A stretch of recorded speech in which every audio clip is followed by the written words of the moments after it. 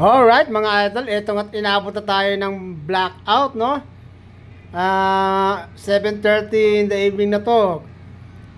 Buti na lang yung customer natin dito ay ahit na lang ang kulang. Tapos meron pa tayong isang waiting yun nasa likod, kung nakikita nyo nakaupo, no?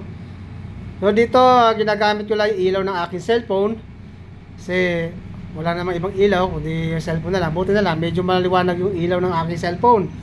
Kaya yan. At saka kainaman na lang guhit na lamang ang kulang ni boss. Saktong-sakto na may pagkaka yun. Kaya ayun, in-advise ko muna si boss na bumalik nila bukas dahil wala nang pag-asang bumalik ang kuryente. Dahil dito kasi sa amin, usually pag nagba-blackout, seconds lang, minsan 10 seconds, babalik na.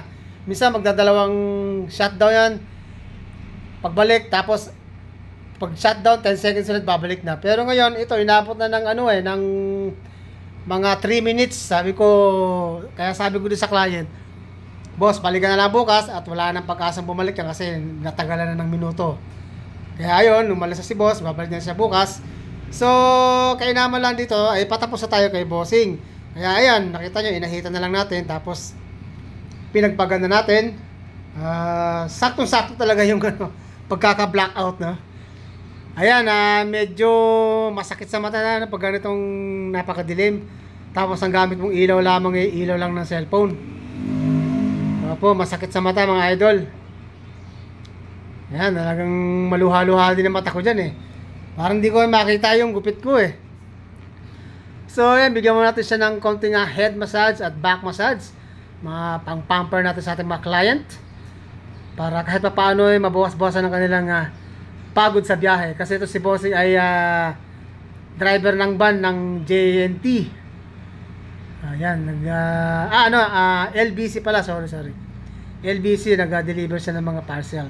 Ayan, kita nyo, walang ilaw sa labas, madilim. Puro ilaw lang na sasakyan na makikita natin, no? And then, ato na, naglinis muna tayo natin mga gamit para makabatsi na rin tayo, uwi na tayo kasi wala na talagang pag-asa bumalik ang kuryente noong mga oras na ito. Inaasahan na namin bukas ang balik ng kuryente niyan or mamayang hating gabi na siguro. Ito, medyo may konting complaint si boss kasi yung bandang likod medyo may tayo daw, nahiwalay. Kaya pinaupo natin at tinabasan ulit natin ng konti. Pasensya na kayo at hindi ko talaga masyadong makita dahil napakadilim. Ayun lang naman concern niya, konting-konti lang na medyo may umangat ng konti doon sa pinakagilid. So yan, ayusin lang natin yung gilid na yan. Tapos, yun na, okay na. That's it na. So, kita nyo, nahirapan ako dyan kasi umaharang yung kamay ko dun sa ilaw. Natatakpan nyo ngayon yung gupit na, yung buhok na tatabasan natin. Hindi ko masyado makita. Kaya medyo risky talaga tong ganitong mga senaryo. Lalo pagka napakadilim, ay buti na lang at kahit pa paano may ilaw tayo. Kung wala, talagang wala tayong magagawa. So ayan, konti-konti lang naman pinatatapos si boss. May konting-konting sobra-sobra lang para maging malinis na lahat. Ayan. Alright, ayan, tapos na natin gupitan. So uwi na. Ayan, kita nyo naman sa labas, napakadilim. Wala pong kuryente talaga. Ayan, dito bibilangin natin yung ating yung kinita mga 10K. Bibilangin ko yun, tagi 1,000 yan. Kita nyo, kulay pink yung 1,000 dito. Ibang klase. Ayan 10K, bilang natin. Ayan. Alright.